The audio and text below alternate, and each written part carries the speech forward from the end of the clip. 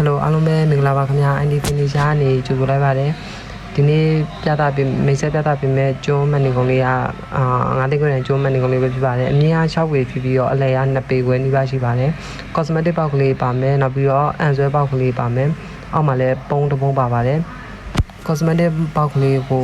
မှန်ချီလေးနဲ့ပြုလုပ်ပေးထားတဲ့အတွက် cosmetic ပစ္စည်းလေးတွေထည့်လိုက်ရင်မြင်ရမှာပါရေတွက်ကန်တဲ့နဲ့ရောင်းချပေးနေတဲ့အတွက်လိုအပ်ပါကမှအားပေးဖို့ရID Finisher ပေးမစင်ရတော့လကောင်းပိုက်ပါတော့လကောင်းဆိုင်ဒီကိုတော့လာအားပေးခြင်းတဲ့ customer များအတွက်နေပြီးတော့မျိုးမသေးကောင်းရှော့တန်ရှာပလက်63ဆိုင်ကနံပါတ်ရှာပလက်63ကိုကိုရန်ကိုကြားကြည့်ရှုပြီးလာဝယ်အားပေးနိုင်ပါတယ်နောက်ပြီးတော့